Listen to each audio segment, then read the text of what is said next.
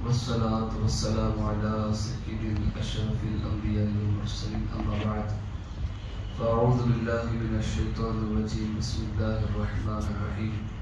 پڑھیے الصلاۃ والسلام علیک یا رسول اللہ الصلاۃ والسلام علیک یا رسول اللہ الصلاۃ والسلام علیک یا حبیب اللہ الصلاۃ والسلام علیک یا حبیب اللہ الصلاۃ والسلام علیک یا نبی اللہ الصلاۃ والسلام علیک یا نبی اللہ وعلی آلک واصحابک یا نور اللہ وعلی آلک واصحابک یا نور اللہ سید التفاسیر تفسیر اشرفی پارہ نمبر 1 سورۃ البقرہ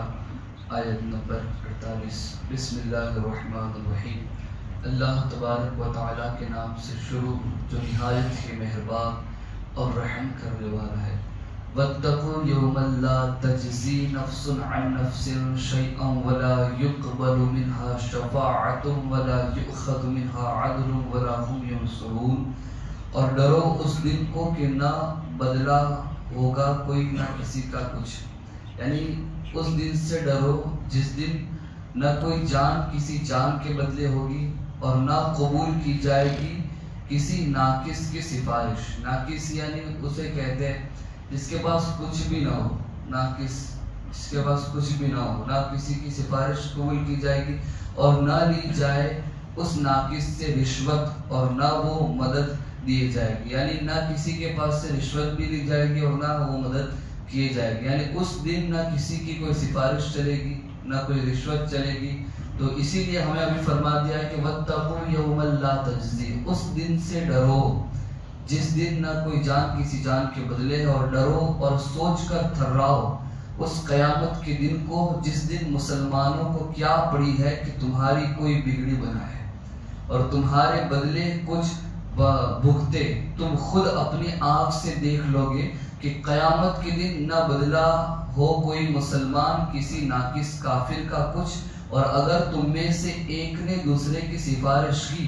تو تم سب لوگ ناقص کے ناقص ہو، اور تم دیکھو گے کہ قیامت کے دن نہ قبول کی جائے گی ناقص کافر کی کوئی سفارش۔ یعنی یہاں پر بات ہو رہی ہے یہود و نصاراؤں کی، جو لوگ مسلمانوں کو حقارت کے ساتھ اس دور میں بھی دیکھتے تھے اور اس دور میں بھی دیکھتے ہیں، بالکل نیچا سمجھتے اور یہ کہتے کہ بالکل غلط اور بالکل گمراہی کے راستے پہ تھے۔ اسی لیے اللہ نے فرمایا کہ تم قیامت کے دن دیکھو گے مسلمانوں کے ان کو پر کوئی خوف نہیں ہوگا۔ اصل ایمان والے جو ہوگے جنہوں نے اپنے ایمان کو شمشیر کی نوک پہ جو ہے وہ رکھ کے زندہ رکھا ہوگا، وہ تمام ایمان والوں کو تم دیکھ کر دیکھو گے کہ اس دن تمہاری کوئی سفارش قبول نہیں کی جائے گی، کہ ہر کافر شفاعت کرنے اور شفاعت کے لیے جانے سے محروم ہوگا۔ نہ کسی کافر کی شفاعت ہوگی نہ کوئی کافر شفاعت کرے گا۔ اور یہ ایمان والوں میں ایک خاصیت ہے کہ رسول پاک صلی اللہ علیہ وسلم جب سب سے پہلے شفاعت کا دروازہ کھول دیں گے، سب سے پہلے حضور شفاعت کرنے کا دروازہ کھول دیں گے، اس کے بعد اللہ امت محمدیہ کے ہر ذی وقار کو شفاعت کرنے کی اجازت عطا فرمائے۔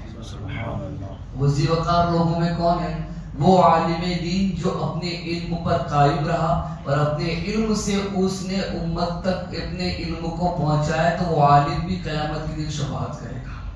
وہ حافظ جس نے قرآن کو حفظ کیا اور جو احکام قرآن میں اللہ نے فرمایا اسی کے مطابق زندگی کو گزارتا رہا، تو وہ حافظ بھی قیامت کے دن امت کی شفاعت فرمائے گا۔ اسی طرح وہ حاجی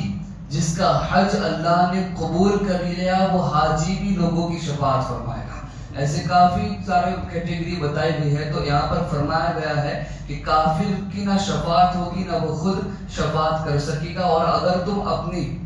کچہریوں کا انداز دیکھ کر خیال کرو کہ رشوت سے کام چل جائے گا، یعنی قیامت کی تھوڑی سی رشوت چل جائے گی، تو فرمایا گیا تو یاد رکھو قیامت کے دن تم خود دیکھو گے کہ نہ لی جائے گی اور ناقص یعنی بے پرواہ لوگوں کافر سے کوئی رشوت، گویا کہ اپنے برابر کاہل ہے یا ایسے گرے ہوئے لوگ ہیں جن کو یہ چیز کے بارے میں بالکل بھی خیال نہیں ہے کہ قیامت کے دن رشوت نہ لی جائے گی، اور اس کا بھی موقع نہ ہوگا کہ تمہیں مددگاروں کی جو ہے وہ مہلت دی جائے گی، تم جا کے اپنا مددگار طلب کرو تو ہم تمہیں مدد دیں گے۔ یعنی ان کفار اور مشرکین کو قیامت کے دن کوئی مددگار نہیں ہوگا، کیونکہ کافروں کے لیے یہ طے ہے کہ نہ کسی کی مدد کر سکے گی اور نہ ان کی کوئی مدد کی جائے گی، یہ ان کے لیے طے شدہ فرمایا گیا۔ اب آگے اللہ فرماتا ہے وَإِذْ نَجَّيْنَاكُمْ مِنْ آلِ فِرْعَوْنَ يَسُومُونَكُمْ سُوءَ الْعَذَابِ يُذَبِّحُونَ أَبْنَاءَكُمْ وَيَسْتَحْيُونَ نِسَاءَكُمْ وَفِي ذَلِكُمْ بَلَاءٌ مِّن رَّبِّكُمْ عَظِيمٌ، اور جب نجات دلائی تھی ہم نے تم کو فرعون سے۔ اب یہاں اللہ ان یہودیوں کو یاد دلا رہا ہے کہ تم جو نافرمانیاں کر رہے یاد کرو میری نعمت کو، اور جب نجات دلائی تھی ہم نے تم کو فرعون سے جو دیا کرتے تھے تم کو برا دکھ، یعنی تم کو تکلیف دیا کرتے تھے وہ سارے فرعون، اور ذبح کر دیا کرتے تھے تمہارے بیٹوں کو اور زندہ چھوڑ دیتے تھے تمہاری بچیوں کو، عورتوں کو، اور تمہاری اس حالت میں آزمائش رہی تمہارے پروردگار کی طرف سے بہت بڑی۔ اس میں ہوا یہ تھا کہ بہت طویل واقعہ تو اس میں نہیں ہے، اس میں کہ ہمیں بھی اس میں بھی اشارتاً بتا کر گزار دیا گیا ہے کہ فرعون کو جب پتا چلا تھا کہ حضرت موسیٰ اس کے خاندان میں، اسی فرعون میں، اسی بنی اسرائیل میں ایک بچہ پیدا ہوگا جو اس کو تباہ و برباد کر دے گا، تو پھر اس نے اس کے بعد سے جو وہ جتنے بھی بچے پیدا ہوتے تھے تمام کو ذبح کر دیتا تھا، تقریباً کئی ہزار کی مقدار میں اس نے بچوں کو مار دیا اور بچوں کو چھوڑ دیا۔ تو اللہ نے اسی میں فرمایا کہ اے یہودیوں یاد کرو اور میرا احسان مانو، کتنا بڑا ہمارا کرم تھا جب نجات دلائی، چھٹکارا دلایا تھا ہم نے تم لوگوں کو فرعون ظالم اور بے رحم فرعونیوں، ولید ابن مصعب شاہ مصر کے حوالی اور موالی سے۔ تمہیں معلوم ہے کہ فراعنہ مصر میں سے اس فرعون نے جو حضرت موسیٰ علیہ السلام کے زمانے کا تھا اور فرعون کہلاتا تھا، اور جس کی عمر 400 برس کی تھی،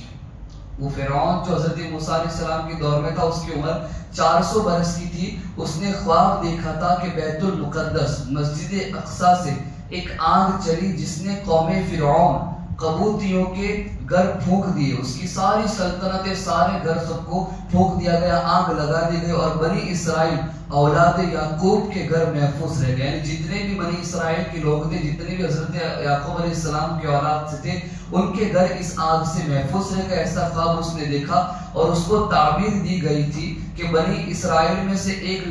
لڑکا ہوگا جو قوم فرعون کو تباہ و برباد کر دے گا اور بنی اسرائیل کو بلند و بالا کر دے گا، اور وہ ذات پھر آخرکار چنانچہ اپنے کرتا دھرتا لوگوں سے مشورہ کر کے اس نے چاہا کہ اسرائیل میں جو لڑکا پیدا ہو وہ قتل کر دیا جائے، 1 سال کے بچے چھوڑ دیے جائے تو دوسرے سال کے بچے مار ڈالے جاتے تھے۔ چنانچہ اس نے یہی کیا، اور ساری قوم کی یہ پہچان ہو گئی کہ جو دیا کرے تم کو برا دکھ، یعنی بہت زیادہ تکلیف دیا کرتا تھا۔ دکھ تو سبھی برے ہیں مگر وہ ہر دکھ سے برا دکھ پہنچاتے رہتے تھے۔ ان کے اس بے رحم اور ظلم اور کو دیکھ کے ذبح کر دیا کرتے تھے وہ تمہارے بیٹوں کو، اور ترس کھا کر چھوڑ دیا کرتے تھے تمہاری بیٹیوں کو، اپنی جو ہے وہ بیٹیوں کو، اور تمہاری قوم کی عورتوں کو، اور سب سمجھ لو کہ تمہارے ان سب حالات میں وہ زمانہ عیش اور عشرت ہویا کرتے تھے ان کے لیے، یعنی وہ زمانہ تمہارے اوپر تو دکھ کا تھا، تمہارے اوپر تکلیف کا تھا، لیکن ان کے لیے عیش اور عشرت کا تھا، تمہارے اوپر تکلیف اور معیشت اللہ کی طرف سے آزمائش تھی، اور تمہاری آزمائش اس طرح کی تھی کہ تمہارے پروردگار نے تمہیں اس آزمائش سے اس طرح بچا لیا کہ بے شک اللہ سب سے بہتر آزمائشوں سے بچانے والا ہے، سب سے بہتر بچانے والا ہے۔ اور اس کے بعد اللہ تبارک و تعالیٰ نے کس قدر حضرت موسیٰ علیہ السلام کو پناہ عطا کی اسی فرعون کے گھر کے اندر، اور پھر وہی ہوا جو اس کو خواب کے اندر نظر آیا تھا۔ تو میرے عزیزو، اللہ تبارک و تعالیٰ نے قرآن کریم میں، ہم نے پچھلے دنوں بھی دیکھا اور آج بھی دیکھا کہ اللہ نے کہا کہ یا بنی اسرائیل اذکروا نعمتی التی، اے اولاد یعقوب یاد کرو میری نعمت کو جو میں نے تم پہ عطا کی۔ اللہ یہاں پر کہہ رہا ہے کہ میری نعمتوں کو یاد کرو۔ یہ کیوں کہہ رہا ہے؟ اللہ کو کسی کی ضرورت، لیکن اللہ اس لیے کہہ رہا ہے کہ تم میری اس نعمت کو یاد کرو تاکہ وہ نعمت کو یاد کر کے تم باطل کو چھوڑ کے حق کے راستے پہ چلے جاؤ۔ میرے عزیزو، یہ ساری چیزیں، یہ ساری تفسیر ہمیں یہی بتاتی ہے کہ ہمیں بھی ان نعمتوں کا، ہر اس نعمت کا شکر کرنا چاہیے جو اللہ نے ہم پر نازل فرمائی ہے۔ اللہ نے جو ہمیں عطا کی ہے، اس لیے کہ اللہ کی سب سے بڑی نعمت تو یہ ہے کہ اس نے ہمیں اپنے حبیب کو بھیج دیا، اس نے ہمارے ہاتھوں میں دامن مصطفیٰ عطا کر دی، یہ سب سے بڑی نعمت ہے۔ تو اسی ہر نعمت کی شکر ادا کرے اللہ تبارک و تعالی۔